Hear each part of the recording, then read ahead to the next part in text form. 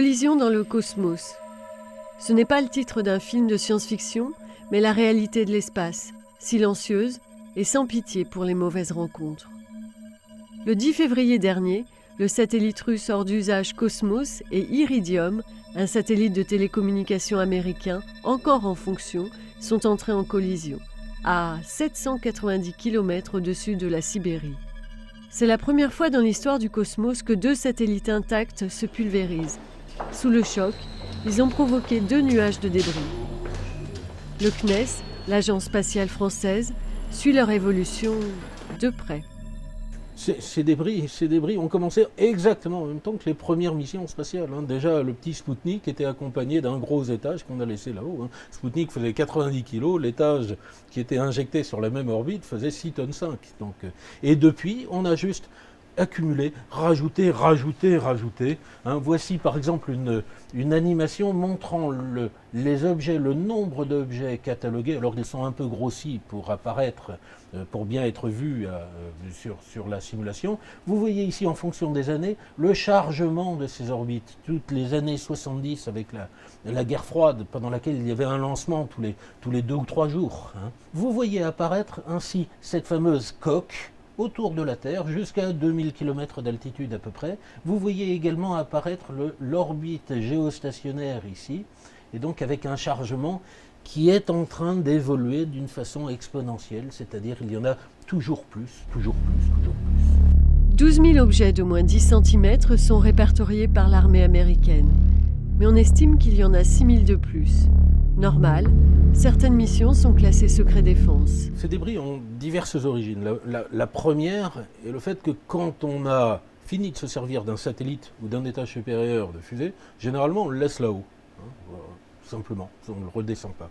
La deuxième origine, c'est souvent pendant les missions, on relâche en connaissance de cause des débris, par exemple des sangles qui permettaient d'attacher le satellite sur la fusée. La troisième grande cause, c'est les objets qu'on laisse là-haut ont souvent tendance à exploser au bout d'un certain temps. Si on n'y prend pas garde, s'il restait un peu de carburant dans les réservoirs, ce carburant se réchauffe, ça fait comme une cocotte minute et ça finit par exploser. La quatrième source, qui est très importante et vraiment la plus critique pour l'avenir, c'est la collision entre les débris. À des vitesses phénoménales, on parle de vitesse de l'ordre de 30 000 km/h. La collision de 2 objets fait exploser les objets et donc génère un très grand nombre de débris. La dernière collision en date, celle entre Cosmos et Iridium, a ainsi généré au moins 600 débris d'environ 10 cm. Malgré le nombre croissant d'objets en circulation, on commence seulement à se rendre compte de la gravité du problème. Sans compter qu'il y a aussi des pollutions volontaires. Il y a malheureusement les mauvais élèves, de temps en temps. Et les mauvais élèves, on a quelques exemples. Par exemple, les Chinois, les militaires chinois, le 14 janvier 2007, ont fait une démonstration de force où ils ont volontairement détruit un de leurs satellites, de manière à montrer qu'ils étaient capables technologiquement de faire ça. Et malheureusement, ils ont très mal choisi. Ils ont choisi une fois de plus la zone la plus perturbée, la plus polluée, à 800 km d'altitude, et donc qui a généré 600 gros débris, une pollution énorme. Quand on regarde sur les courbes du nombre de débris, ça fait un pic soudain. Et donc ces exemples-là, malheureusement, sont encore assez fréquents. Heureusement, dans la chasse aux débris, on a un allié qui est l'atmosphère.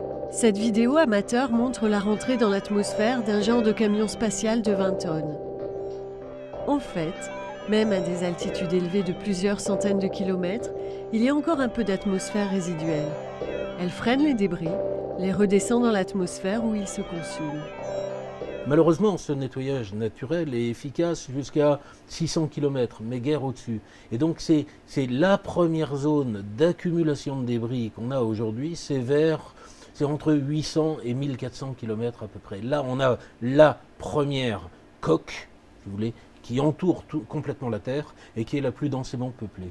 On a une deuxième zone très peuplée qui est l'orbite géostationnaire. De par son originalité, sa spécificité, cette orbite qui est à 36 000 km, stable, fixe par rapport à pour n'importe quel observateur terrestre et qui est très utilisée pour tous les satellites télé, les satellites météo, communication et autres. Et là, réellement, il y a eu une telle accumulation d'objets dans cette zone-là qu'on a commencé à la polluer complètement. Même si les débris se dissolvent généralement dans l'atmosphère, il arrive qu'il résiste allègrement à cette épreuve. Par exemple, voilà un objet, ça c'est une sphère en titane, une capacité haute pression, on appelle ça, c'est un genre de bouteille de plongée si vous voulez, mais qui est gonflée à 400 bars d'hélium. Et celle-là en particulier, on l'a lancée en 1985, et elle a passé 17 ans dans l'espace avant de retomber quelque part en Ouganda.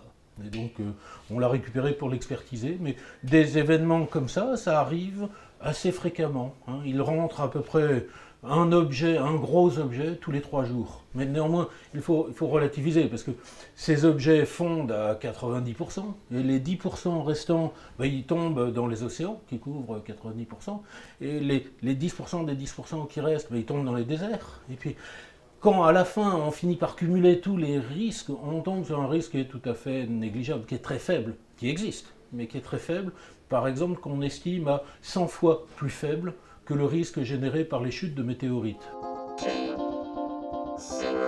Ce qui compte, par-dessus tout, c'est quand même d'aller nettoyer ce qui est déjà en orbite.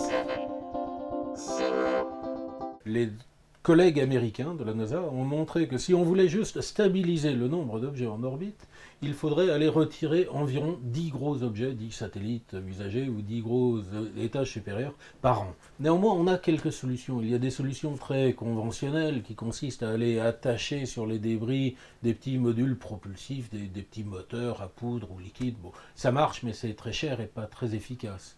On a des solutions un peu plus avancées, un peu plus techniquement complexe, par exemple d'aller coller un fil électrique en dessous, et on démontre qu'un fil électrique qui coupe les lignes de champ magnétique de la Terre, ça génère ce qu'on appelle des forces de Laplace qui ont tendance à descendre le débris, donc à le faire revenir plus rapidement. On peut également même jouer sur des subtilités de mécanique spatiale, et à l'aide d'un simple fil de canne à pêche, judicieusement utilisé, attaché entre un chasseur et un débris, on démontre que quand on déroule ce fil de la bonne longueur et qu'on le coupe, l'objet du bas, donc le débris, est désorbité, son altitude varie de 10 fois la longueur du câble, alors qu'au contraire, l'objet, le chasseur, lui, remonte. Et donc si on choisit bien la longueur, si on choisit bien la date à laquelle on coupe le câble, le chasseur peut repartir vers le débris d'après. Finalement, on se sert du n-ième débris pour aller atteindre le n plus 1e débris. Finalement, le transfert est quasiment gratuit.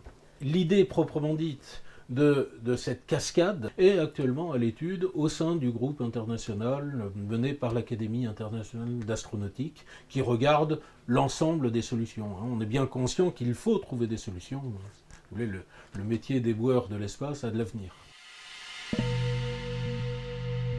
En attendant de trouver la technique idéale, il y a urgence à établir un code de bonne conduite. Les agences spatiales pollueuses ont donc établi une charte au sein du Comité international sur les débris. Il est dorénavant interdit de stationner plus de 25 ans dans les zones critiques en déchets. Ces espaces à risque ont été classés patrimoine de l'humanité.